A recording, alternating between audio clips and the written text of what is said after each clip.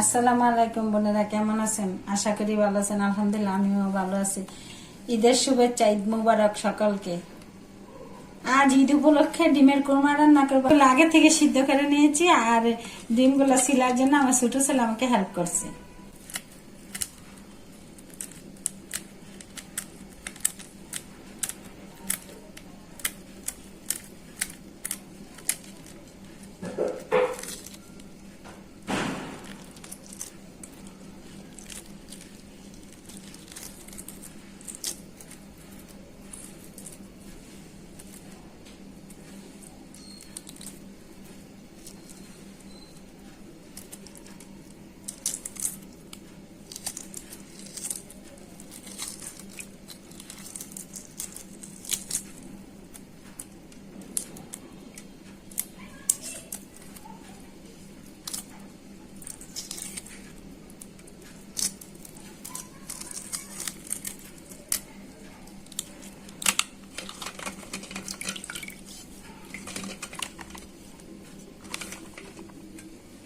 বোনেরা, সবগুলো ডিম ছিলে দিয়েছে আমার ছোট ছেলে পরিষ্কার করে।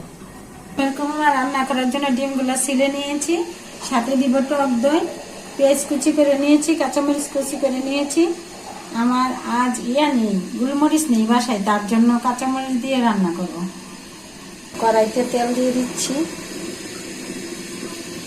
ডিমগুলো ভাজার জন্য। ডিমগুলো ভাজার জন্য লবণ দিয়ে দিচ্ছি।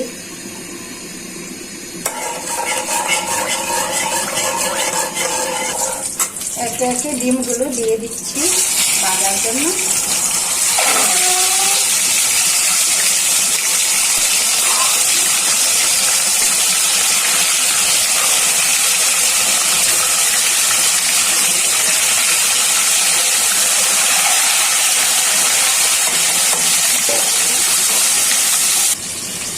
ডিমগুলো কোরমার জন্য ভাজা হয়ে গেছে, ডিমগুলো উঠিয়ে নিচ্ছি।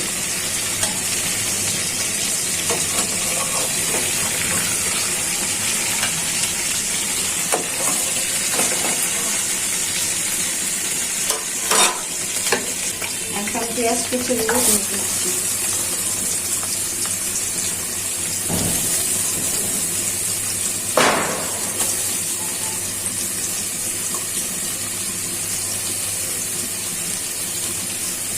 এখন দিয়ে দিচ্ছি দারচিনি, এলাচি, তেজপাতা।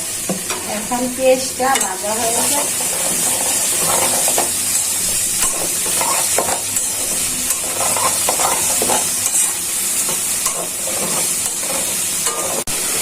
মশলাটা কষানো হয়ে গেছে, হালকা একটু ঝোল দিয়ে দিচ্ছি।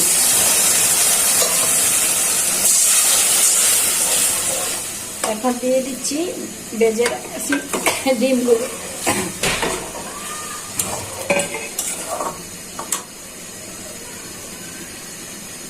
সাথে দিয়ে দিচ্ছি ফেটানো টক দই।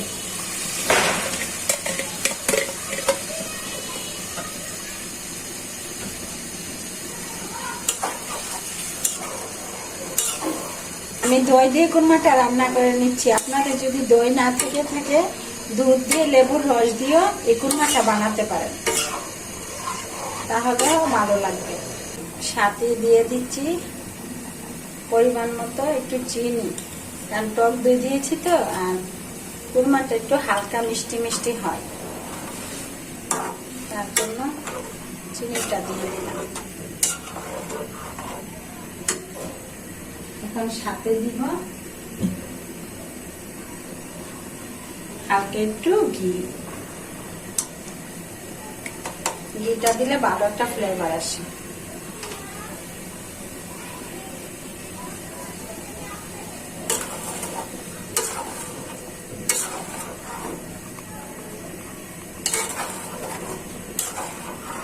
সাথে দিচ্ছি রাঁধুনি মশলা, রাঁধুনি মিষ্টি মশলা।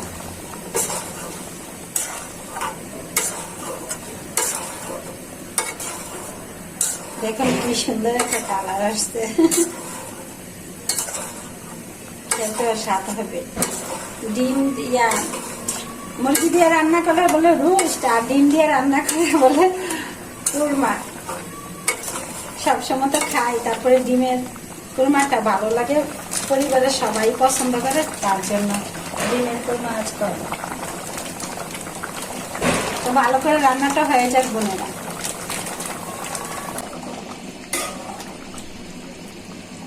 দেখি কিরকম হয়েছে। ও অন্যরকম একটা স্বাদ, মাশাল্লাহ মাশাল্লাহ, অনেক সুন্দর হয়েছে। কালারটা আবার খেতে অনেক স্বাদ হয়েছে। এই যে ঘি দিছি না সাথে, আর টক দই, এই যে শুধু ঘিয়ের ফ্লেভারই আসতেছে। বোনেরা ভালো থাকবেন, সুস্থ থাকবেন, আমার ভিডিওগুলো বেশি বেশি দেখবেন, লাইক করবেন, কমেন্ট করবেন, সবাই সবার জন্য দোয়া করবেন, ঈদটা যেন ভালো কাটে। আল্লাহ হাফেজ।